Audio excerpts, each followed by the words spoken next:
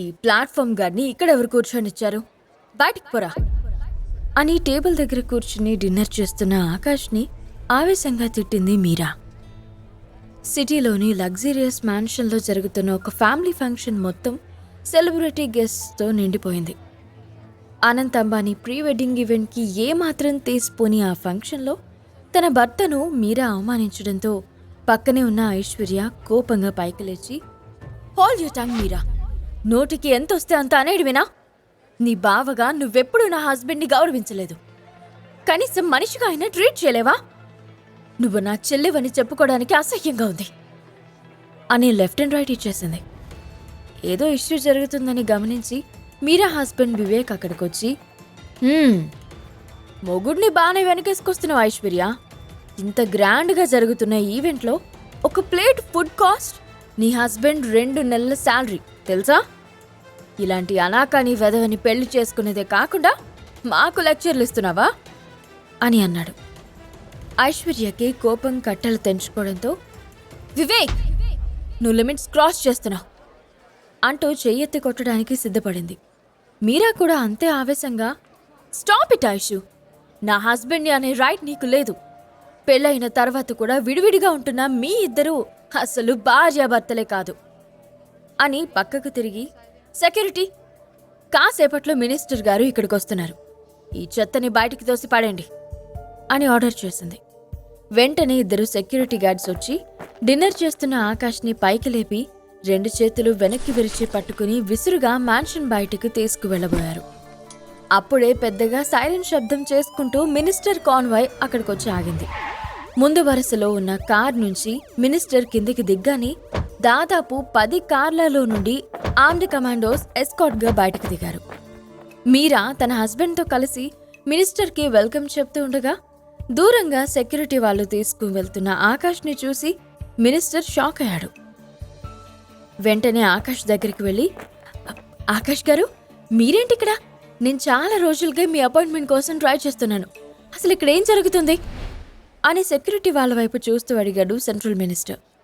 మీరా కంగారుగా అక్కడికొచ్చి, sorry sir, ఇతని వల్ల మీకేమైనా ప్రాబ్లం జరుగుంటే మమ్మల్ని క్షమించండి. ఇతను ఒక వేస్ట్ ఫెలో, మా ఇంట్లో పనివాడు అని ఇంకా ఏదో చెప్పబోతూ ఉండగా, షట్ అప్ అని మినిస్టర్ గట్టిగా అరిచాడు. దాంతో మీరా ఇంకా వివేక్ మినిస్టర్ వైపు బిత్తరు చూపులు చూశారు. ఇంకొక్క మాట మాట్లాడితే నా కమాండర్స్ మిమ్మల్ని షూట్ చేసి పడేస్తారు అని మినిస్టర్ అందరికీ వార్నింగ్ ఇచ్చి, రండి ఆకాష్, మనం ఇంటికి వెళ్ళి మాట్లాడుకుందాం అని ఆకాష్ చేయి పట్టుకుని నెమ్మదిగా తన బుల్లెట్ ప్రూఫ్ కార్ వైపు తీసుకెళ్లాడు మినిస్టర్. తన హ్యాండ్ కఫ్స్ ఫోల్డ్ చేసుకుంటూ ముందుకు నడుస్తున్న ఆకాష్ వెనక్కి తిరిగి మీరా వైపు ఫుల్ యాటిట్యూడ్తో చూసి కార్లో ఎక్కి కూర్చున్నాడు. మినిస్టర్ కార్ వేగంగా ముందుకు వెళ్తూ ఉండగా ఆకాష్ ఆలోచనలు 3 సంవత్సరాలు వెనక్కి వెళ్లాయి. 3 సంవత్సరాల క్రితం తల్లి చనిపోయిన బాధలో ఏం చేయాలో దిక్కుతోచని స్థితిలో జేబులో 200 రూపాయలతో విజయవాడ చేరుకున్నాడు ఆకాష్. నైట్ అంతా బస్టాండ్లోనే పడుకుని ఉదయమే రోడ్డు మీద ఉన్న ఒక టీ షాప్ దగ్గరికి వెళ్ళాడు. టీ తాగుతూ ఉండగా వేగంగా వెళ్తున్న ఒక కారు సడన్ గా లారీ అడ్డు రావడంతో లెఫ్ట్ సైడ్కి కట్ చేసి అదుపు తప్పి ఒక చెట్టును గుద్దుకుని ఆగిపోయింది. చుట్టుపక్కల ఎవ్వరూ లేకపోవడం వల్ల ఆకాష్ కంగారుగా ఆ కారు దగ్గరికి వెళ్లి చూశాడు. డోర్ ఓపెన్ చేయగానే రక్తపు మడుగులలో ఉన్న ఒక 50 ఏళ్ల వ్యక్తి కింద పడ్డాడు. ఆకాష్ ఆయన్ని జాగ్రత్తగా పట్టుకోగా, హెల్ప్ హెల్ప్ అని ఆయాసపడుతూ అన్నాడు. టెన్షన్ పడకండి సార్, నేను మిమ్మల్ని కాపాడుతాను, అంబులెన్స్ అంటూ గట్టిగా అరిచాడు ఆకాష్. ఆ పెద్ద అయిన ఆకాష్ని వారించి, బాబు, నా పేరు చంద్రకాంత్, నువ్వు నాకు ఒక హెల్ప్ చేయాలి. ఈ బ్రీఫ్ కేస్ తీసుకెళ్లి ఊరి చివరున్న టిన్ ఫ్యాక్టరీలో ఇవ్వగలవా అని ఒక బ్రీఫ్ కేస్ ఇంకా విజిటింగ్ కార్డు ఇచ్చాడు. నేను తప్పకుండా హెల్ప్ చేస్తాను సార్, ముందు మిమ్మల్ని హాస్పిటల్లో చేర్పించాలి అని అంటూ ఉండగానే చంద్రకాంత్ స్పృహ తప్పి పడిపోయాడు. ఆకాష్ వెంటనే టీ షాప్ ఓనర్ సహాయంతో అంబులెన్స్కి ఫోన్ చేసి చంద్రకాంత్ని తీసుకెళ్లి హాస్పిటల్లో అడ్మిట్ చేసి ఆలస్యం చేయకుండా చంద్రకాంత్ చెప్పిన టిన్ ఫ్యాక్టరీ దగ్గరికి వెళ్లాడు. చేతిలో బ్రీఫ్ కేస్ చూసి గేటు దగ్గరున్న బౌన్సర్స్ లాంటి గార్డ్స్ ఆకాష్ కళ్లకు గంతలు కట్టి ఫ్యాక్టరీలోని ఒక సీక్రెట్ ఆఫీస్కి తీసుకెళ్లారు. కళ్లకు గంతలు తొలగించగానే చుట్టూ చూసిన ఆకాష్కి అదొక అండర్ గ్రౌండ్ డెన్ లాగా అనిపించింది. బ్లాక్ సూట్ వేసుకుని ఫ్రెంచ్ బియర్డ్తో ఉన్న వ్యక్తి ఆకాష్ దగ్గరికొచ్చి, నువ్వెవరు? ఇది నీ దగ్గరికి ఎలా వచ్చింది అని అడిగాడు. అదంతా చెప్పే టైం లేదు, ముందు ఈ బ్రీఫ్ కేస్ తీసుకోండి అని చెప్పి ఆకాష్ తన చేతిలో ఉన్నది వాళ్ళకి అందించాడు. అవునులే, అదంతా మాకు కూడా అవసరం లేదు అని బ్రీఫ్ కేస్ తీసుకున్నాడు ఆ వ్యక్తి.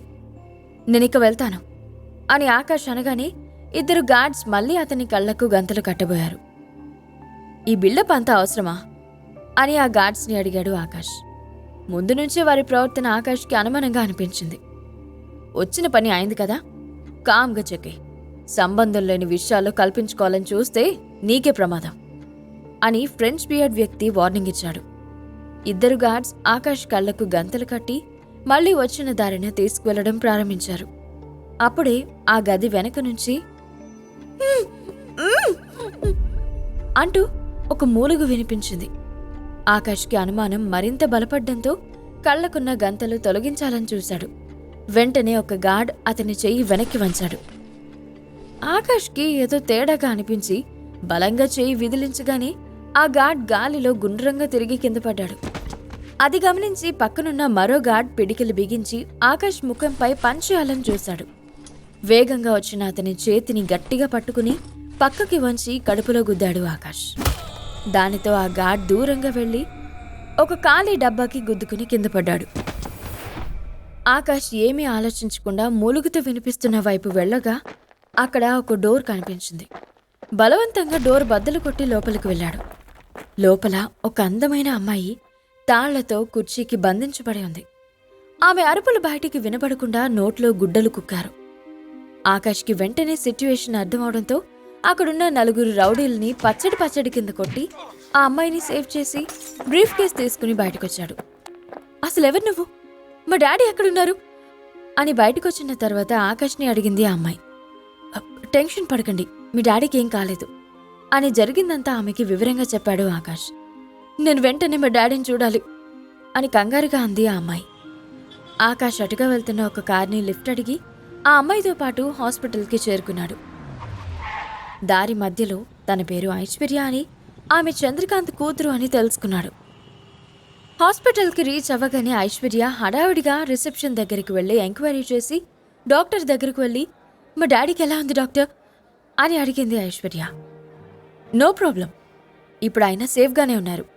కొన్ని మైనర్ ఇంజరీస్ అవ్వడం వల్ల 2 days ఇక్కడే రెస్ట్ తీసుకుంటే మంచిది అని చెప్పాడు doctor. Thank you very much doctor అని కొంచెం ఎమోషనల్గా అంది ఐశ్వర్య. డోంట్ థ్యాంక్ మీ, సమయానికి మీ ఫాదర్ని హాస్పిటల్లో అడ్మిట్ చేసింది ఆ యువకుడు. మీరు థ్యాంక్స్ చెప్పాలంటే అతనికి చెప్పండి అని నవ్వుతూ సమాధానం చెప్పాడు డాక్టర్.